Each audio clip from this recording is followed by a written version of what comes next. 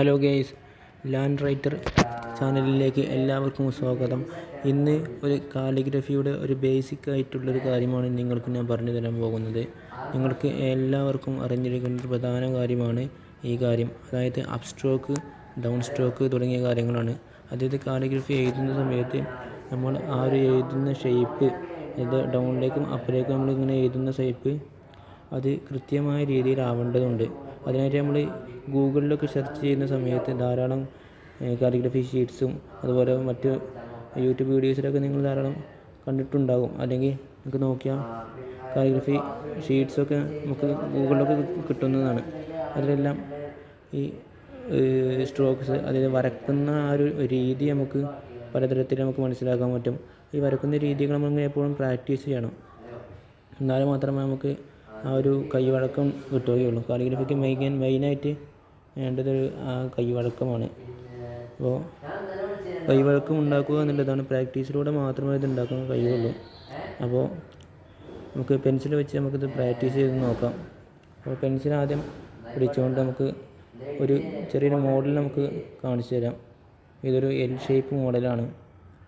ഈ L shape model ഇങ്ങനെ അപ്പിലേക്കും ഡൗണിലേക്കും അങ്ങനെ കൃത്യമായ രീതിയിൽ വരച്ചു കൊണ്ടേയിരിക്കണം.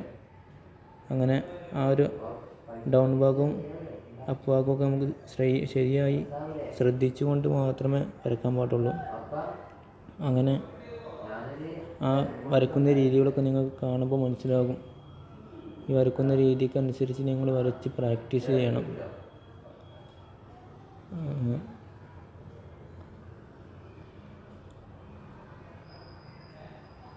ഇതുപോലെ വരച്ച് പ്രാക്ടീസ് ചെയ്യണം. ഇനി ഇതുപോലെ മറ്റൊരു മോഡൽ നമുക്ക് നോക്കാം. അതൊരു എസ് ഷേപ്പ് പോലെയുള്ളൊരു ഷേപ്പാണ്. അത് നിങ്ങൾക്ക് കാണാൻ പറ്റും. ആ ഒരു ഷേപ്പിനനുസരിച്ച് തന്നെ നമ്മൾ പ്രാക്ടീസ് ചെയ്യണം. അതായത് നമുക്ക് ആ ഒരു കാലിഗ്രഫിയിലുള്ള പല സ്ട്രോക്കുകളും പല ഇടങ്ങളിലും നമുക്ക് കൃത്യമായ രീതിയിൽ കൈവഴക്കത്തോടു കൂടി ചെയ്യാൻ കഴിയുള്ളൂ. അപ്പോൾ അതിനനുസരിച്ച് തന്നെ നമ്മൾ ചെയ്യേണ്ടതുണ്ട്. ഇനി കാലിഗ്രഫി എന്നുള്ളത് മാത്രമല്ല, നമ്മൾ സാധാരണ ഹാൻഡ് റൈറ്റർ നമ്മൾ കഴ്സീവ് റൈറ്റിങ്സ് ചെയ്യുന്ന സമയത്തും എല്ലാം തന്നെ ഇത് വളരെയധികം ആവശ്യമായിട്ടുള്ളൊരു കാര്യമാണ്.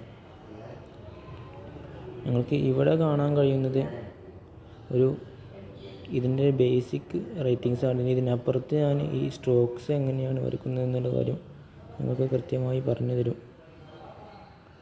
ഇതിൽ നിങ്ങൾക്ക് കാണാൻ കഴിയും, ഈ മൂന്നാമത്തെ ഷേപ്പ് എന്ന് പറയുന്നത് ഒരു നോർമൽ ഡൗൺ സ്ട്രോക്ക് കൊടുത്ത് അപ്പ് സ്ട്രോക്കിൻ്റെ ആ ഒരു വിഡ്ത്ത് കുറച്ച് കുറഞ്ഞ രീതിയിലുള്ളൊരു ഷേപ്പാണ് ഈ ഒരു ഷേപ്പ്. അങ്ങനെ പലതരത്തിലുള്ള ഷേപ്പുകളും നിങ്ങൾക്ക് ഗൂഗിളിലൊക്കെ കാണാൻ കഴിയുന്നതാണ്. മറ്റു പല റെഫറൻസുകളിലും നിങ്ങൾക്ക് കാണാൻ കഴിയുന്നതാണ്. അങ്ങനെ പലതരത്തിലുള്ള ഷേപ്പുകളുണ്ട്.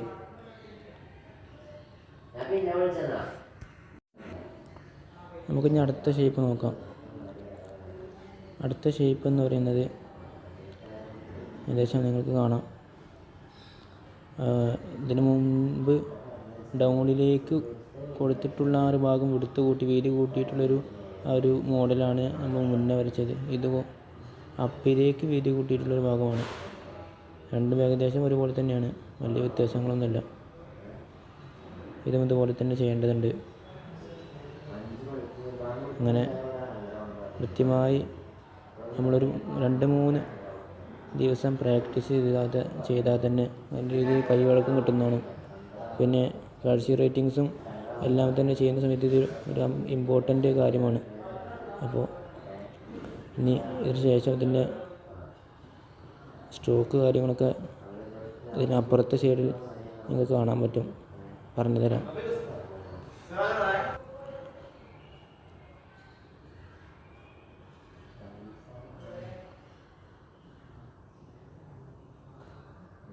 ഇനി ഇതൊരു നോർമൽ കാലിഗ്രഫി എഴുതുന്ന ആളുകൾക്ക് ഉപയോഗിക്കാവുന്നൊരു സ്ട്രോക്കാണ്. അതായത് ഒരു ചെറിയ സ്ലോപ്പ്.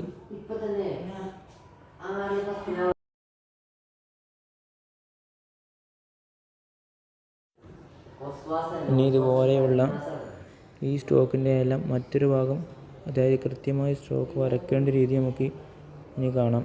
അതായത് അപ്പിലേക്ക് സ്ട്രോക്ക് കൊടുക്കുന്ന സമയത്ത് അത് കുറച്ച് കട്ടി കൂടി വിടുത്ത് കൂടിയിട്ട് നമ്മൾ കൊടുക്കാൻ പാടില്ല.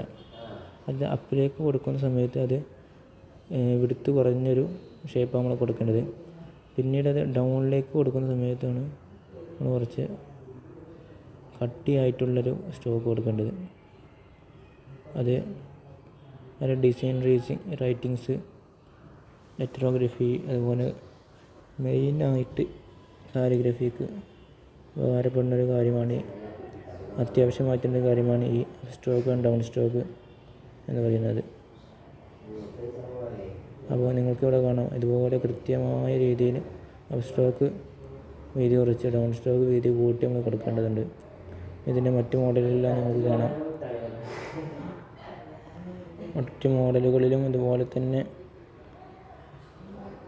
അപ്പ് സ്ട്രോക്ക് വീതി കുറച്ച് ഡൗൺ സ്ട്രോക്ക് വീതി കൂട്ടി കട്ടി കൂട്ടി അങ്ങനെ ചെയ്യേണ്ടതുണ്ട്.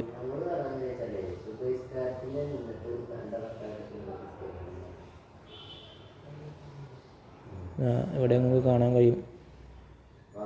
കൃത്യമായ രീതിയിൽ ഇത് കണ്ട് പരിശീലിക്കണം.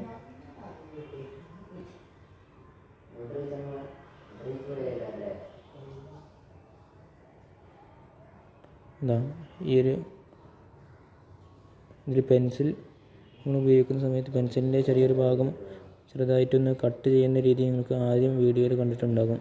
അതുപോലെ എന്ത് രീതിയിൽ വേണമെങ്കിലും കട്ട് ചെയ്തുകൊണ്ട് നമുക്ക് പെൻസിൽ ഉപയോഗിച്ചും ചെറിയ കാലിഗ്രഫികളൊക്കെ നമുക്ക് ചെയ്യാൻ സാധിക്കുന്നതാണ്. ഇതും മറ്റേ മുൻപ് വരച്ചതിൻ്റെ സെയിം രൂപം തന്നെയാണ്, ചെറിയൊരു വ്യത്യാസം മാത്രമേ ഉള്ളൂ.